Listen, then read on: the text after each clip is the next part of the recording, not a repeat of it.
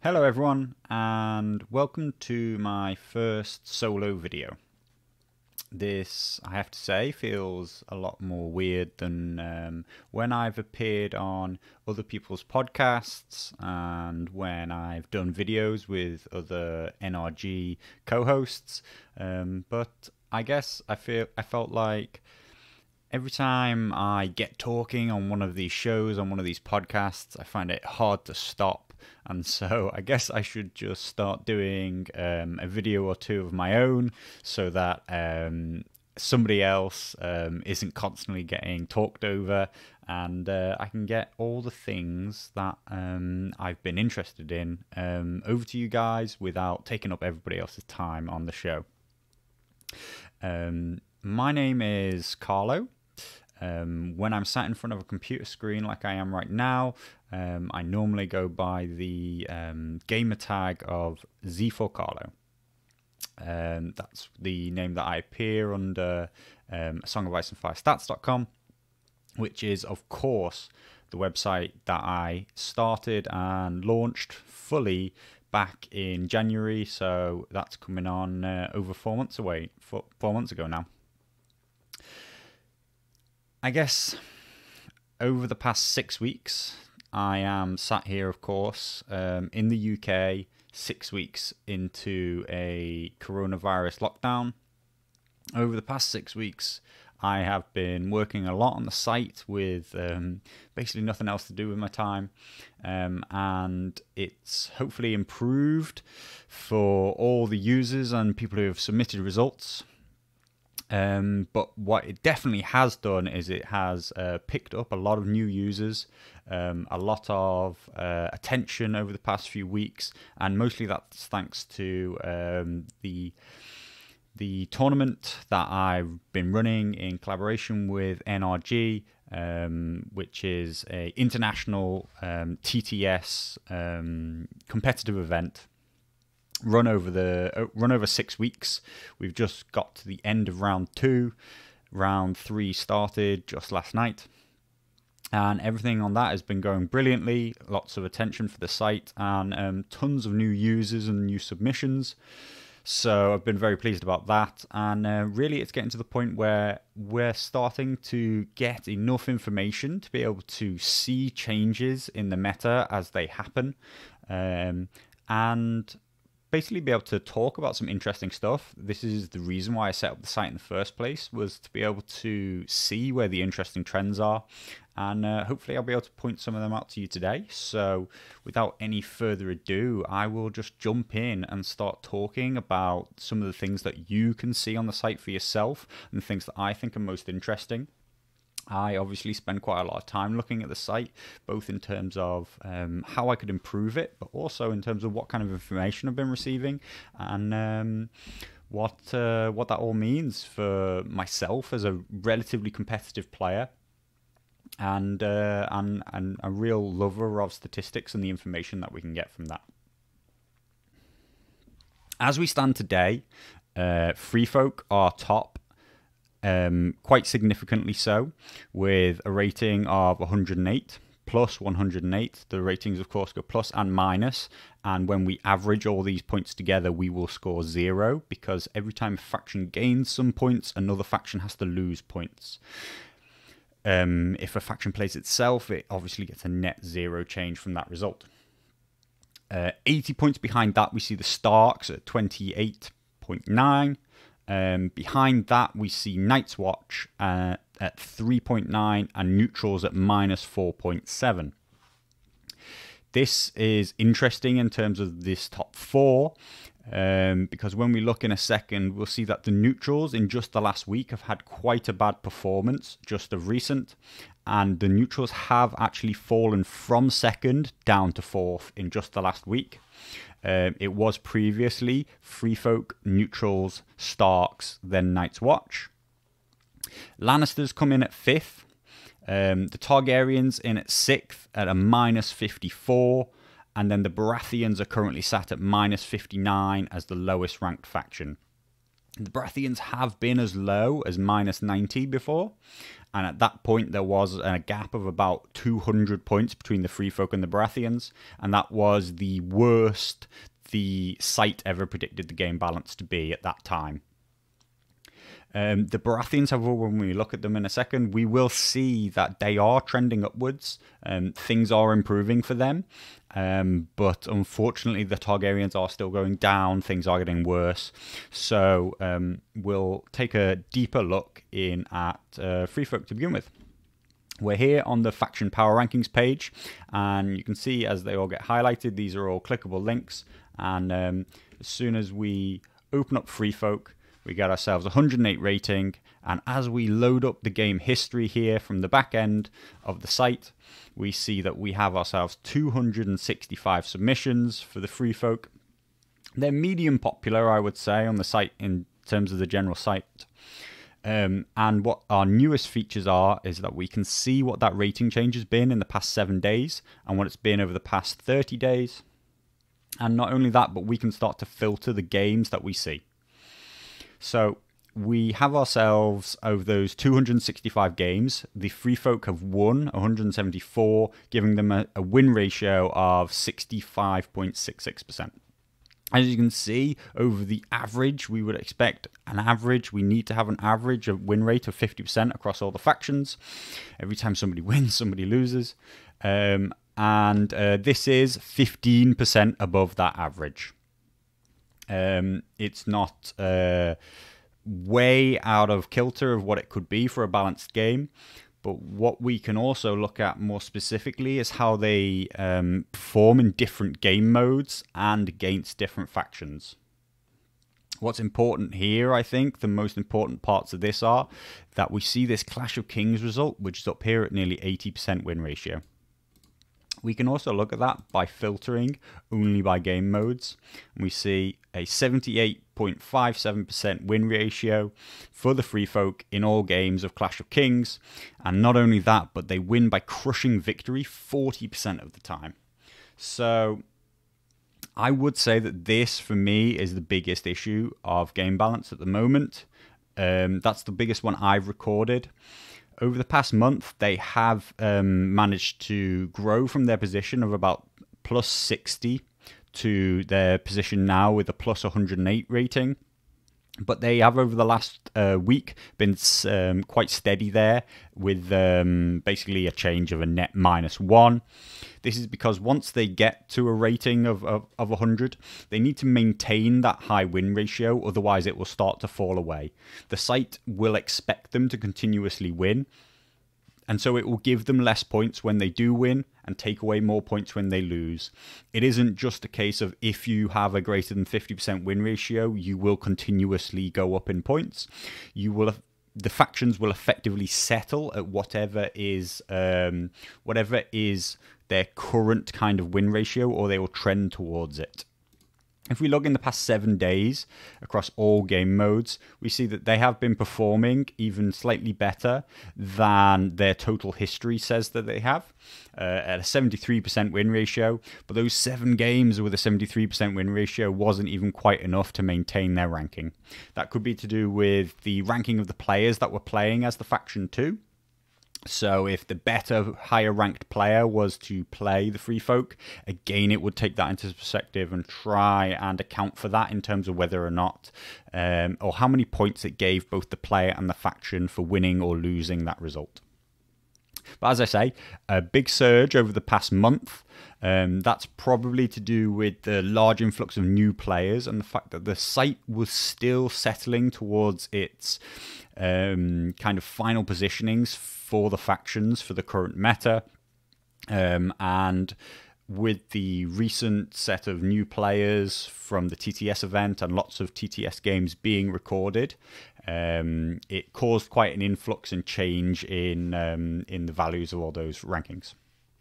So we have ourselves Free Folk up at the top, over 100 rating, and that's been quite stable for quite a while, and almost for as long as the site has existed. So that's back in January of 2020, of course.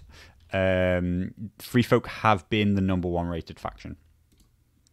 Starks, on the other hand, coming in now with a 28.9 faction rating. They have had a small increase over the past month and a very slight one over the past week. They have had a pretty good performance in the NRG TTS event. And if we look over the last week, they have, in total, they have a almost 53% win ratio. And over the past week, they've recorded almost identical win ratio. In the past week, they've been winning 53.6% of their games. Looking more specifically, I know that we'll come to it in a bit, but Rob, his is significantly rated as their highest commander. But what is interesting is that I know at the start of the event, lots of people were claiming that Brynden was very poorly rated at -24, and they believe he's significantly better than that. But later we'll come to see that recent results are still suggesting that that is true, and that is possibly news to a lot of people. But I have never been confused by that, I'll say. I've always believed that Brynden was one of the lesser choices in the Stark faction, and there are many good commanders there. So coming back to the factions, we see Night's Watch in at 3 with a faction ranking of just under 4. This might surprise a lot of people. I know a lot of people believe that Starks and Night's Watch are by far the strongest factions. But across all games recorded, the Starks and Night's Watch both have win ratios very close to 50%. The Starks at 53% and the Night's Watch actually recording basically 50% here, 49.8. Over the past 7 days, they have gained themselves 10 ranking points, and that has allowed them to jump up over the neutrals. They have been winning a little bit more in at 57.8%, but we're only talking about a small number of submissions for Night's Watch. They are not as popular as some other factions, surprisingly, considering most people think they're quite powerful. Even over the past 7 days, they have not recorded results anywhere close to what Free Folk have been recording. So I think that they are very powerful on the face of things, but once you become more experienced at the game, start to learn other aspects of the game, then there are a lot of game modes where they suffer. Specifically, Dark Winds, Dark Words is something that they're really not good at.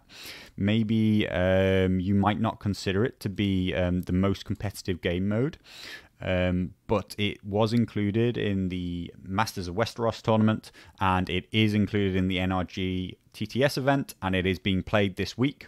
Across the 20 submissions that there so far exist for Night's Watch in Dark Winds, Dark Words, they only win 25% of the time. This is even worse in terms of game balance than the Free Folk's ability in Clash of Kings. So this is quite a problem for them, and I think they will struggle this week. We'll see whether or not this 25% holds. We'll see whether or not they can improve that rating. But I think they don't have the versatility that lots of the other factions have, and that's what really costs them. Yes, they are very obviously strong in terms of the pure stats on their cards, and their war machines provide quite a nice play style for defensive capabilities. But when it comes down to winning game modes that are more than just winning a straight up fight, they just don't have the same options that others do. The neutrals, it seems, have had the worst week of everybody. They've got themselves a minus nearly 17 points. So that is a significant shift, particularly considering that they are one of the least played factions with only 114 games submitted. Ever, that is. And in the last 7 days, they've only managed to win 3 out of 11 games. That's a 27% win ratio. So that's clearly way different to what the site would have expected a faction which had a previous greater than 50% win ratio to be achieving, and that's why they've had a relatively big swing in their rating, despite the fact that they don't have many submissions. This has dragged their win ratio just below 50%. I know that before that it was above. Well, basically, when we look at where this has come from specifically, we do see some losses in the tournament. And they are not doing quite as well as they previously did in the Masters of Westeros, where 2 neutral players managed to place very highly in the competition, despite being the only neutral entrants. So that's what previously propped neutrals up at quite a high-rated faction, but they're currently very much underperforming by their previous records. So we'll see whether or not we see them drop a lot by the end of the event, or if they'll bounce back at all.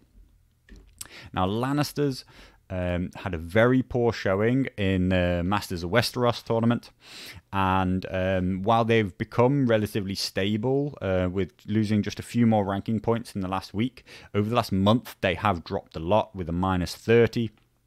You can see that they were previously plus, a month ago they were plus roughly 8 at that time. Before that, they have at times been the second highest ranked faction behind Free Folk. But between Masters of Westeros and all the recent submissions, it seems that they are really trending downwards. They had a very poor showing in Masters of Westeros, being basically only better than the Baratheons at that event in terms of what the average Lannister player achieved, and that was despite having a lot of Lannister entrants. What we've seen is possibly a bit of a backlash to that, and the TTS NRG event has very, very few Lannister players competing. We currently have 1 undefeated Lannister player up in the top 16 after 2 rounds. So good luck to Sosis Gender, and hopefully we see the Lannisters bounce back, because it's not looking good for them right now. In the past week, they've recorded a 35% win ratio, which is obviously lower than their all-time record at about 48%. So we'll see whether or not that's just a blip, or whether or not they will continue to trend downwards. Moving on to the Targaryens. Targaryens have a pretty low ranking with -54. This has been quite stable with almost no change in the past week.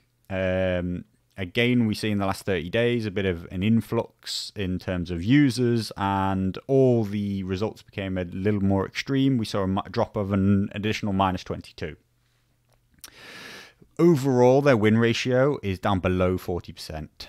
I think that this is low and is indicative of the fact that they are struggling for options, struggling to be viable.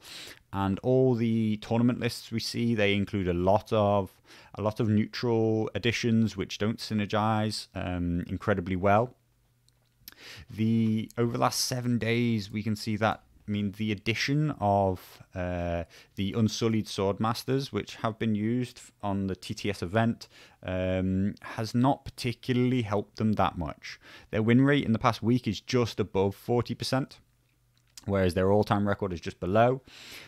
But generally, they're not bouncing back to become a fully competitive faction in the way that we might hope that Unsullied would have given them.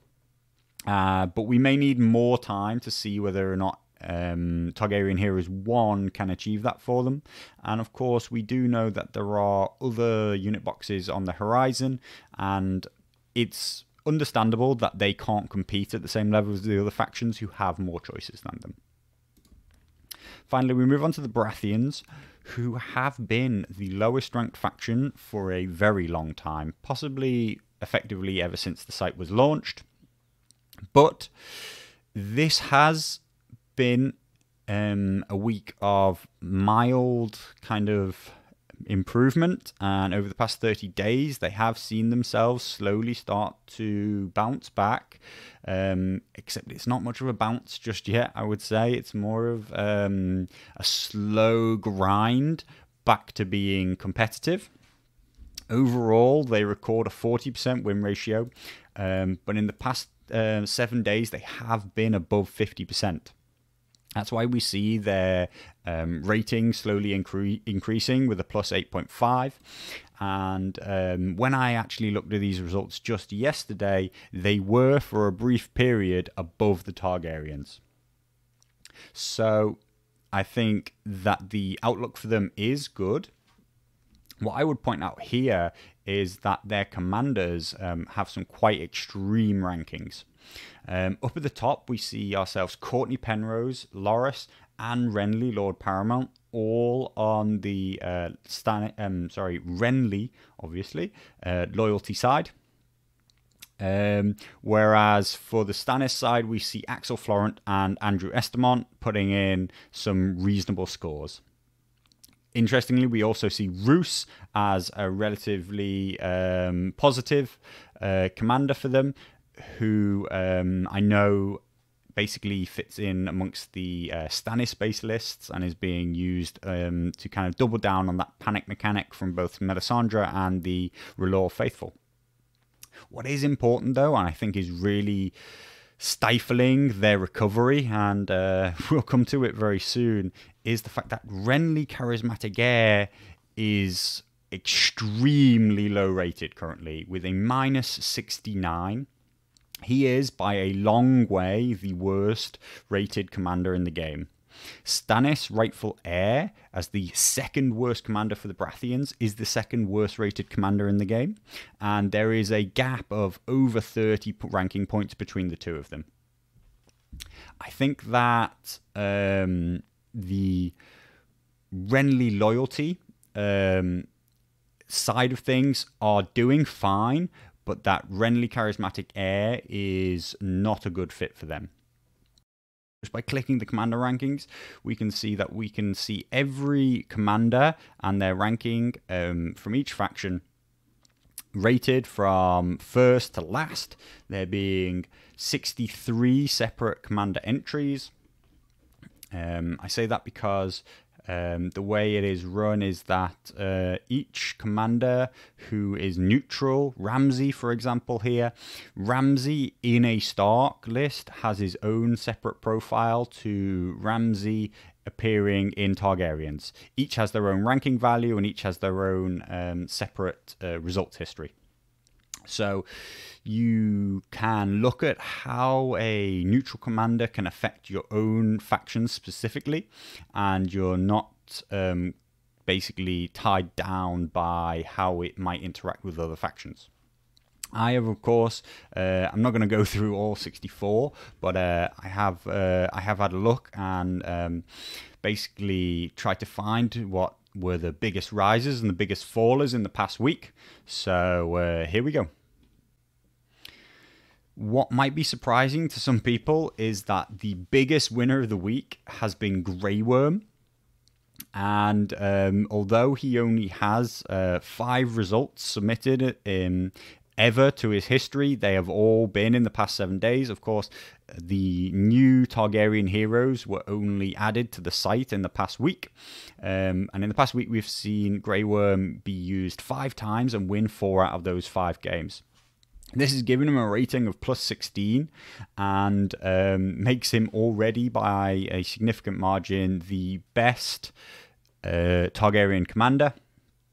And I'm excited to see what he will do to the Targaryens. I don't think he himself is enough to recover their low competitive outlook. But it is an exciting prospect for where they will be in the future, especially when we possibly see those unsullied pikemen and some more options for the Targaryens in general. In number 2, something that quite surprised me was Styr for the Free Folk has managed to get himself quite a significant boost in numbers over the past week with a plus 15. And over the past 30 days, that's been a rise of plus 38. This has taken him to a ranking of plus 30, which means that he's bounced back from a negative minus 8. Styr himself is generally not hugely popular, But that is not because he or his command cards are considered weak, but because the Steyr NCU is generally very well regarded as possibly even an auto include, and it makes it a very hard choice to take Steyr as a commander. But in the last week, we have seen him win 5 out of 5 games, and that's, I think, good news in general terms, because Harmer currently dominates the Free Folk commanders in such a significant way that it's not brilliant for the Free Folk's internal balance. Coming in behind that, we see the High Sparrow, who is one of the only Lannister commanders who is still posting basically a positive weekly record. Overall, he is one of the most popular Lannister commanders, having been played 69 times, and he posts over a significant number of entries of 69. He posts a 68% win ratio. When you remember that the Lannisters are generally underperforming with only a 48% win ratio, you see that the High Sparrow is really bucking that trend. In the past week, he's submitted 4 results, of which he has won 75%. And it's interesting that these don't actually come inside the competition. He doesn't seem to be getting played much in the TTS event, even though he has been selected as a viable commander, a commander choice for, I believe, 3 of the 4 Lannister players. So maybe we'll see some later use of him in the tournament, and we'll see whether or not this is basically competitive high-level play viable, or if it's more a system of casual games being used for the High Sparrow, and that's where he achieves his rating. Another big gainer this week is Othel. He's posted himself almost plus 12 in rating, which has swung him from a -8 through to a positive 4. And over the last 30 days, he has had a big positive swing. I know that a lot of people in the lead up to the event were surprised at how low Othel's rating was, and all believe that he is quite a good Night's Watch commander.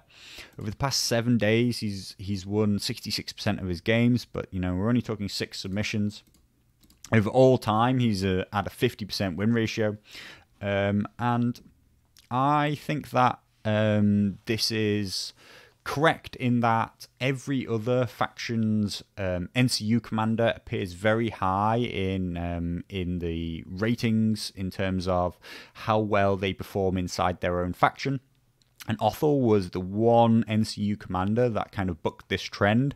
So I guess we're seeing that correct itself, and we're seeing Othel's rating steadily improve. Our final mention goes to Roose inside of the Baratheons. As I said, I believe that this is Roose being used inside a Stannis-based list to enhance Melisandre's abilities, also enhance Axel Florent's abilities, particularly against the ever-present Starks and their infuriating, shall we say, use of dogs to get activation advantage over their opponents. The extra tokens that he gives out, those 2 panic tokens, can be used by Axel to basically kill off dogs as soon as they activate, and to make sure that Melisandre's on activation effect really does the damage you want it to do. We're talking a possible 7 wounds, averaging at 6 if you sacrifice 3 of your own models. Obviously, people see that huge Melisandre impact, but what you really need to make sure is if you've committed to sacrificing 3 of your own wounds from one of your units, then you're going to have to make sure that this 6 wounds happens. Otherwise, that's going to have been a very bad activation for you.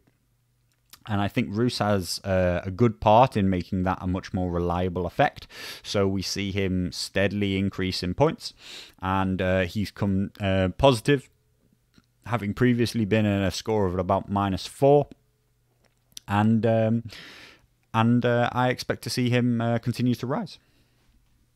That is a short roundup of the top 5 performing commanders this week in the past 7 days. So let's have a look at who is the worst. As I mentioned earlier, Renly, Charismatic Heir, while he carries a very significant historical bad rating from when the Baratheons were the lowest ranked faction with very few choices when they only had the base box, that is not only historical, he is continuing to perform incredibly poorly. He himself has a win ratio of 27%. And in the past week, that has been identical to his all-time record. He has not improved in the past week. In the past 7 days, he has not outperformed what his historical performance was. And I think it's a bit of a trap to think that him combined with Rose Knights will win you any fight or any game, when I think people are overlooking the fact that they're movement 4 and the fact that Renly Charismatic Heir brings no movement bonuses, no card abilities to counteract the fact that you are incredibly slow, incredibly immobile. So you just cannot react to a skilled opponent who will outmaneuver you, will take control of those objectives, and you don't even necessarily have the damage output to get them off those objectives if they get there first. Interestingly enough, a lot of these results have actually come inside of the TTS NRG event, where Renly Charismatic Heir has been quite popular. And in the event, he has won very few games.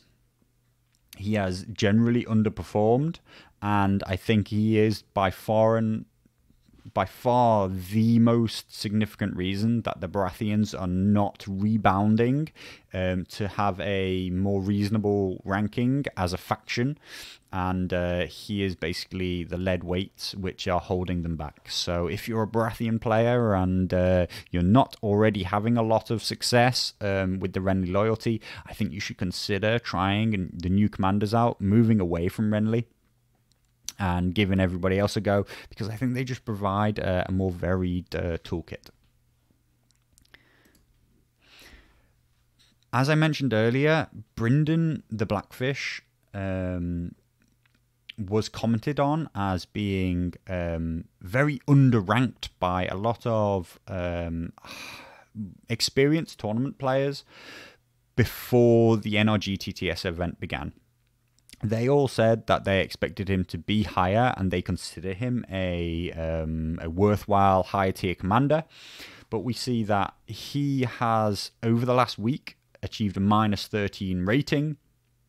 This is from a 44% win ratio.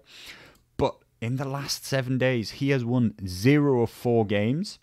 And more importantly, these have all been tournament results.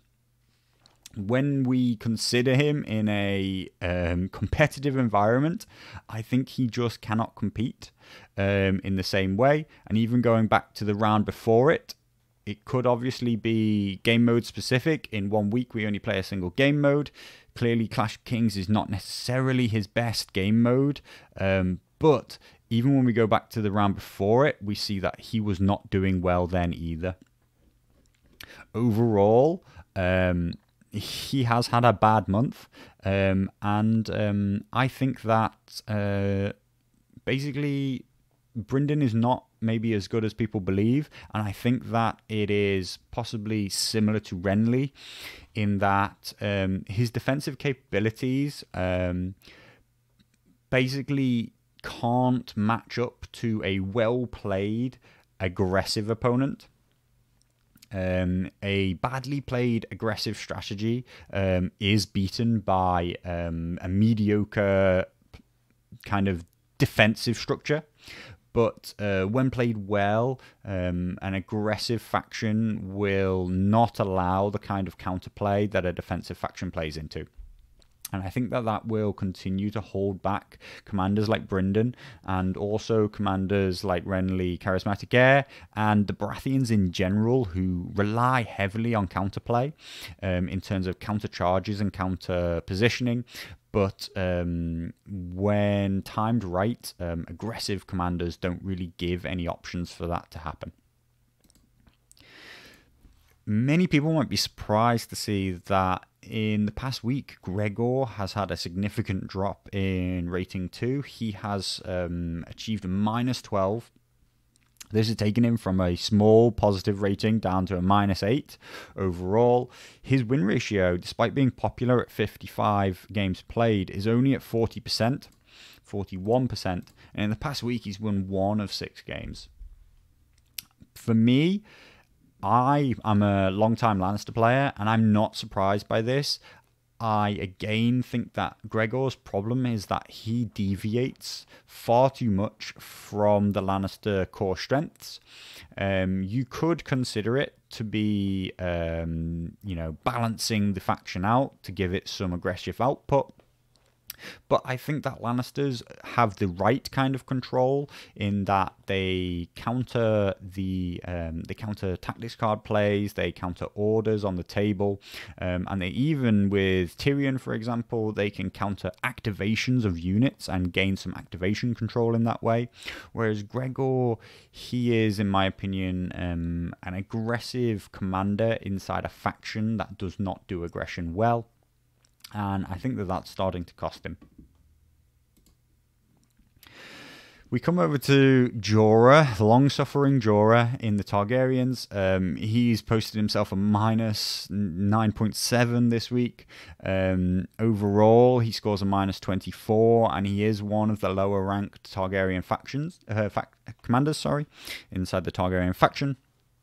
He does not suffer as badly as Drogo does in general.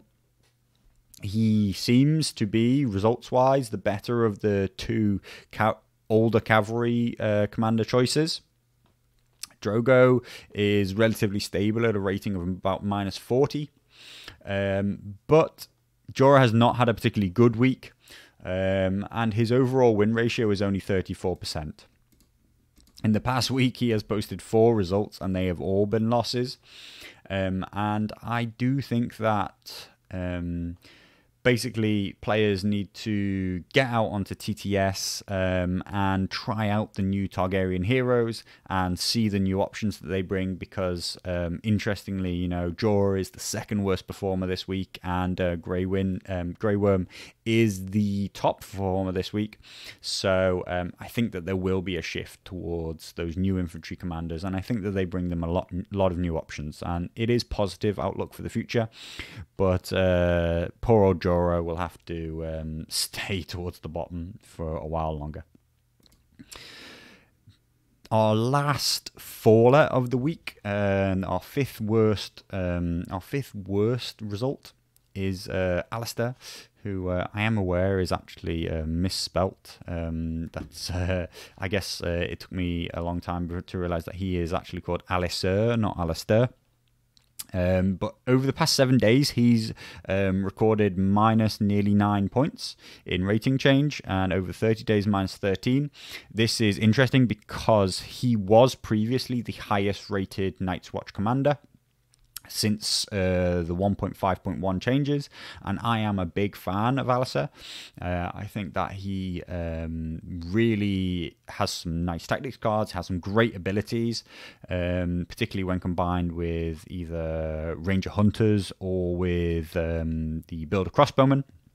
I think they're both wonderful places for him to go as a commander, but it seems that he hasn't had a particularly good week. He is quite popular in the tournament, so it seems that he has been losing quite a few tournament games. We see here a loss, a victory and a loss in the last round. Going back to the round before, we see some crushing defeats coming against him, but at the same time some crushing victories. So I think it's a bit of a mixed bag. In general, over the last week, though, he has only managed to win 1 of 5 games. And I think that this is a temporary blip for him, but you know, I always follow the statistics. This is generally more about what the stats say and less about my opinions of these different units. So we'll see, and only time will tell if Alistar is the best Night's Watch choice or if really you should be looking elsewhere. So, bringing back to this list, we see Rob performing generally very well. This has been quite a rise for him. Harmer and High Sparrow have always historically sat towards the top of this table. Two very strong picks inside of their faction and strong picks in general. Styre is a relative newcomer up here at the top, taking a 4th spot from Tyrion in the past week. Courtney Penrose is a relative newcomer. It seems to be the highest rated Baratheon commander. And again, we see Grey Worm really shooting up the rankings to be the 8th highest ranked commander. Down towards the bottom, we have ourselves the long-suffering Renly and Stannis. And this is closely followed by Drogo, and also a lot of people trying to get Dario to work in a Targaryen-based list. Neither of them have very good rankings historically, but they have not seen any significant movement in the last week. Brynden is actually a relative newcomer at such a low ranking. But we see down here as well, Vargo, well known to be not a very popular choice. Vargo inside neutrals being selected now and again, giving himself a relatively low ranking. I think the thing that most people would be surprised by is Jon here is the lowest ranked Night's Watch commander. We see that he is trending down, and his overall win ratio is recorded at only 68%.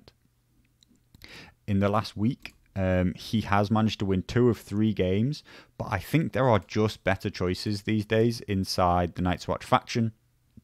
But maybe I'm wrong, and maybe you should get out there and give Jon a go and get him back to where he deserves. But I think he is not the terror that he used to be back before the 1.5.1 changes and before Ghost received those significant nerfs. I do believe he has a very strong tactics deck, but I think that he doesn't bring as much as some other commanders can inside of the Night's Watch. And I guess in the tournament, he has had a narrow victory over Brynden, another very low-ranked commander. And he has found himself on the very bad end of Renly, who is, again, considered a very weak opponent. So interesting to see that he's faced up against 2 of the bad commanders there, had a narrow victory and quite a bad defeat. He has not been overall as popular as people believe he is, and I think he's just a bit of yesterday's news for me. He used to be incredibly top rated, but there are just more things for the Night's Watch to do these days, and I think they do have much better internal balance since 1.5.1, so I think that's a good thing. Jon used to be the obvious and only choice, much the way I would say Harmer is currently for the Free Folk, though Styre is making, you know, a noble attempt at trying to be another viable choice there in the past week.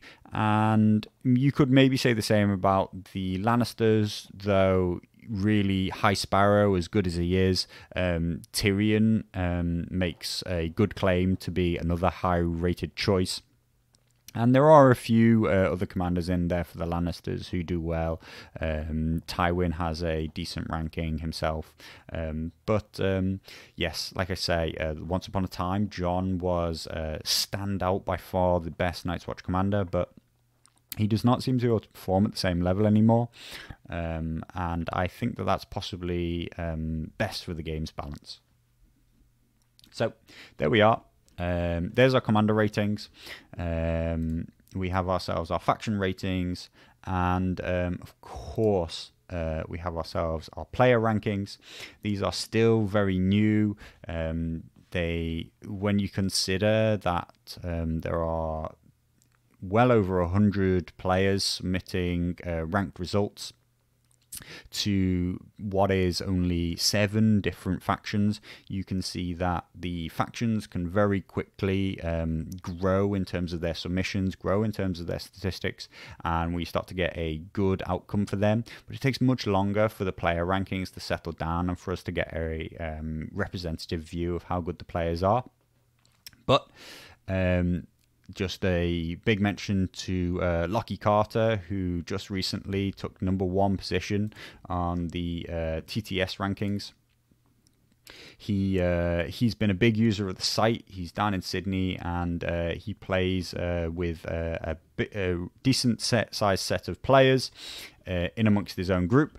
And I had the pleasure to be beaten by him just a couple of days ago, and he was a very good opponent. You can see here he records almost 80% of all his games are crushing victories. But he does, of course, lose. Every player will lose at some point, and if you've never lost at this game, then I would simply say that you've never played a good enough opponent yet. And if you're not recording losses on the site, then you're not testing yourself, and you're not learning and growing as fast as you could. And really, you'll come to a shock one day when you meet a significantly good opponent who is well practiced in playing other good opponents, and you've basically been curb stomping your regular gaming group every week and gotten used to the fact that you win all your games. You might be surprised. So I'd say get out there on TTS, get using the player rankings, find yourself a player similar to your own ranking, offer them a game, find out if you are better or worse than your and their ranking says, and keep doing it up until you find yourself basically winning about 50% of the players, 50% of the games against players who are similar rank to you.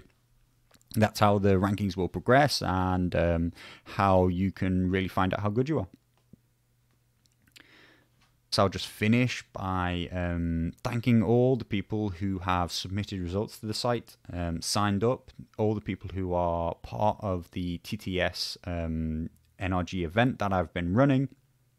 Of course, thank you to NRG, Northern Realms Gaming, who I regularly do commentary for, but some people have wrongly in the past assigned me as the person who runs NRG. That is not at all true.